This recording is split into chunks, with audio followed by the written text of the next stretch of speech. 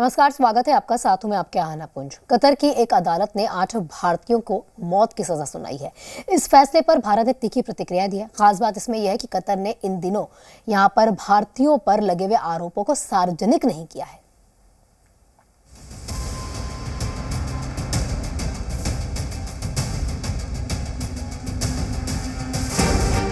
Qatar का फैसला सिर्फ एक साजिश, दुश्मनी इजराइल से, बदला भारत से, कतर से भारतीयों को लाने की मुहिम।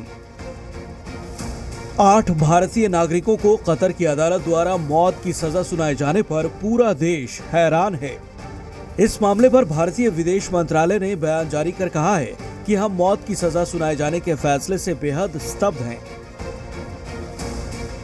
और फैसले की विस्तृत जानकारी की प्रतीक्षा कर रहे हैं।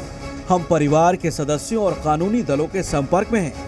हम सभी कानूनी विकल्पों पर विचार कर रहे हैं। क्या मानना है सर कि हमने जो पहला कदम उठाया होगा, वो हमने कॉन्सुलर एक्सेस लिया, उनसे पूछा कि भाई क्या बात है, आपको क्या कहा गया, वो पब्लिक डोमेन में नहीं है। दूसरा, फिर हम आप लीगल ओपिनियन देख रहे हैं, कतार में भी हमने वकील रखे होंगे। और तीसरा, फिर आपके विदेश मंत्री जिनकी बहुत अच्छी छवि है, वो बात करेंगे अपने कतारी काउंटरपार्ट से। और अगर आवश्यकता पड़ी तो प्राइम मिनिस्टर जिनको कतार ने सम्मानित किया था, हो सकता है वो भी बात करें। अब यहाँ पर आपकी पॉलिटिकल ऑपोजिशन भारत को करना चाहिए, और टाइगर लोग, आप लोग विदेश नीति के बारे में जानते हैं लेकिन जानना नहीं चाहते। भारत को क्या करना चाहिए? फौज भेज दूं वहां पर? ये चीजें कहने, दिल बहलाने के लिए गालिब ख्याल अच्छा है। लेकिन यहाँ सवाल ये उठ रहा है कि सजा का ऐलान तो कर दिया गया, पर आरोपों को सार्वजनिक क्यों नहीं किया गया?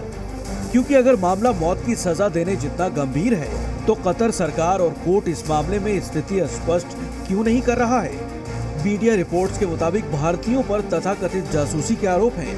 हालांकि कतर सरकार की ओर से भारतीयों पर लगाए गए आरोपों को लेकर कुछ खास जानकारी नहीं दी गई है। जिन भारतीयों को मौत की सजा सुनाई गई है उनके नाम हैं captain Navtej Singh Gill, captain Saurabh Vashishtha, commander Purnendu Tiwari, captain Birendra Kumar Verma, commander Sugunakar Pakala, commander Sanjeev Gupta, commander Amit Nagpal और सेलर रागेश।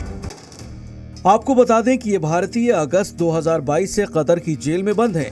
कतर ने अब तक आरोपों को सार्वजनिक नहीं किया है। ये सभी भारतीय कतर की अल दाहरा कंपनी में काम करते थे। वहीं सवाल ये भी है कि भारतीयों को पकड़ने के बाद ऐसा क्या हुआ कि उन्हें एक बार भी बेल तक नहीं दी। सभी नागरिकों को परिवारों से मिलने की इजाजत भी नहीं दी गई। भारत सरकार के अधिकारियों को भी काउंसलर संपर्क कई बार मांगने पर मिला। कंपनी में कार्यरत ओमानी नागरिक को गिरफ्तार क्यों नहीं किया गया? वो सब डिसीजन लिए जाते हैं कोर्ट में, नॉट लीगल कोर्ट, लेकिन जो शहंशाह है वहां का, जो वो फैसला करता है, सब यह होता है। तो जो एमीर साहब का पैलेस है, वहां पर बताया गया होगा कि भाई ये इंडियंस हैं, तो उसने कहा सारी दुनिया को दिखाने के लिए नौटंकी करिए, बाद में जब मेरे पास अपील आएगी मैं इनको रिहा कर। ये नॉर्मली मैंने देखा है डिक्टेटरशिप्स में होता है।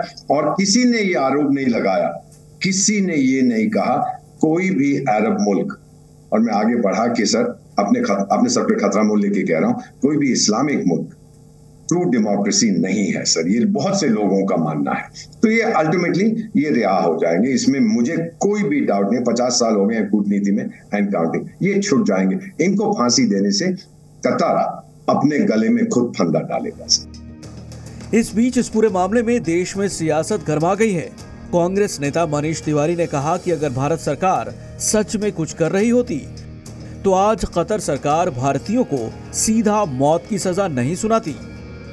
पर एक बात बिल्कुल साफ हो गई कि भारत सरकार कुछ भी नहीं कर रही थी, क्योंकि अगर भारत सरकार कुछ कर रही होती तो 9 महीने के बाद उनको, या 10 महीने के बाद मौत की सजा थोड़ी सुनाई जाती।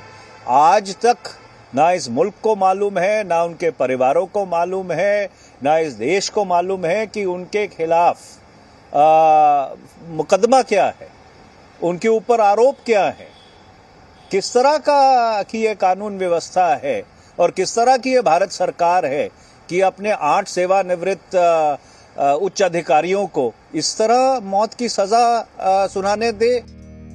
फिलहाल कतर की अदालत के फैसले पर सरकार कानूनी सलाह ले रही है, लेकिन ऐसा क्या है जिस पर कतर मौत की सजा तो दे सकता है मगर सच नहीं बता सकता। ब्यूरो रिपोर्ट, जी मीडिया।